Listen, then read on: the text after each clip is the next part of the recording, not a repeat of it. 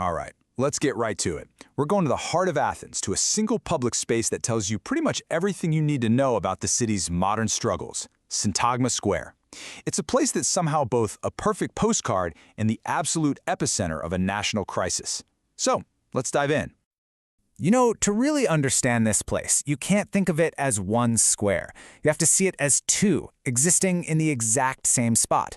It's a stage for both perfect choreographed order and for total unpredictable chaos. And not paradox, that's the key to understanding modern Athens. So you have to ask, right? How can one slab of pavement be both a tourist hotspot and a revolutionary heart? How does it flip from a picture-perfect photo op to a protest front line in like an instant? That's the big question about Syntagma Square. And the answer? Well, it gets to the very core of what Athens is today. I mean, you can see the clash so clearly right here. On one hand, you have the ceremony, the elite presidential guard, the Evzones, in their traditional uniforms, performing this flawless, slow-motion changing of the guard. It's a powerful symbol of discipline and national pride.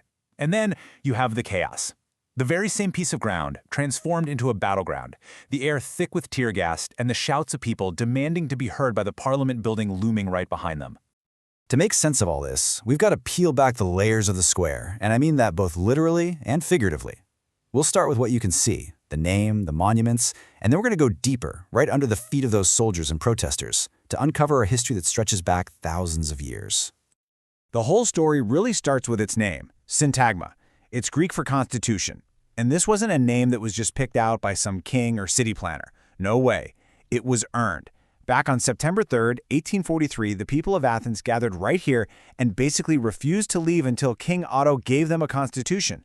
So from its very birth, this square was all about the power of the people. So if you're standing in the square today, you see these huge symbols of the state. There's the Hellenic Parliament building, which by the way used to be the royal palace that those protesters faced down in 1843. And right in front of it is the tomb of the unknown soldier, this really solemn monument where the walls are like a stone history book, listing the nation's sacrifices from the Balkan Wars all the way to World War II.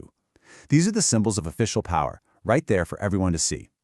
But as powerful as all that is, it's really just the top layer. The most incredible part of Syntagma's story is buried, kinda hidden in plain sight just beneath the surface. Get this, when they were digging the metro station here, they didn't just find dirt and rock. They basically found a cross-section of Athenian history. They uncovered an ancient cemetery, a beautiful Roman bath mosaic, even clay pipes from an aqueduct from the 6th century BC. They found everyday stuff too, like old oil lamps and storage jars. The subway station became this accidental museum, reminding every single commuter that this modern political hub has been a center for life and death for over 2,500 years. So you've got all these layers of history. And sitting right on top of it all, you have the people. And this is where we get right back to that core paradox of Syntagma. These two totally opposite human forces that define it every single day. The super ritualized ceremony and the completely spontaneous protest. First up, the ceremony. Every hour, 24/7, the Evzones do their guard change. And that unique slow-motion march they do, it isn't just for show, it's actually practical. After standing perfectly still for an hour, they have to move slowly to get the blood circulating in their legs again. So this powerful symbol of national discipline is literally grounded in the basic physical needs of a soldier. How about that? Okay, so hold that image of perfect, disciplined order in your mind. Now contrast it with this number, 15. During the peak of the financial crisis, that was the average number of demonstrations happening per day in Greece. And Syntagma was ground zero. Talk about going from absolute stillness to constant chaotic motion. And the impact of that chaos was just immense. On a single day of riots, February 12, 2012, the cost of damage to businesses in the city was estimated at a mind-blowing 70 million euros. The very same streets that host these solemn ceremonies saw incredible destruction. The city's own resilience strategy report has this quote that just captures the feeling perfectly. It says, "The city often feels like a pressure cooker." And that pretty much describes the social and economic tension that was fueling all these protests. Syntagma Square just became the release valve. So, to really understand why that pressure cooker got so hot, we need to zoom out from the square for a second and look at the whole city. We're going to use the same framework that urban planners use to figure out what makes a city vulnerable, or on the flip side, resilient. Okay, so the Athens resilience strategy talks about two kinds of challenges. First, you have acute shocks. These are the sudden, intense events that hit a city hard, things like civil unrest, an earthquake, or a heat wave. The protests in Syntagma, a classic acute shock. But, and this is the important part, those shocks don't just happen out of nowhere. They're fueled by chronic stresses. These are the slow burn problems that weaken a city over time, like high unemployment, a bad economy, social inequality. You could say the shock is the explosion, but the stress is the gas leak that's been going on for years. And believe me, the chronic economic stress on Athens was huge.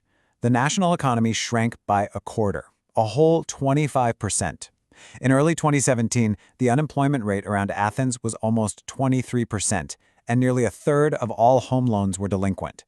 This wasn't just some headline in a newspaper. This was the daily reality for millions of people, and that's the pressure that finally blew in the square. But here's what's maybe the most remarkable part of this whole story. Despite all the shocks and all the stresses, the city and the square at its heart just kept on functioning. So this isn't just a story about contradiction. It's a story of some serious resilience. Think about it like this. While the surface of the square was literally erupting in protest, the city's vital circulatory system, its transportation network, just kept pumping life through the arteries right underneath it all. Because you see, Syntagma isn't just a stage, it's the city's most critical transportation hub. Two major metro lines intersect here, the tram network terminates here, buses connect the center to pretty much everywhere, and most importantly, it's the direct link to the international airport. So even while history was unfolding in the most violent way on the surface, the fundamental business of the city, just moving its people around, kept on going right below. That is resilience in action. So when you get right down to it, Syntagma Square isn't really a contradiction. It's more like a crucible. It's a place where the ancient past is literally embedded in the infrastructure of the modern day. It's where the chaos of democracy smashes right up against the simple necessity of daily life. It's where the resilience of Athens is constantly put to the test, and time again proven. Which leaves us with one final thought. Every city has a heart, right? A central square or a park that kind of reflects its identity. So think about your own city's most important public space for a second. What layers of history are buried under it? What ceremonies and what conflicts play out on its surface?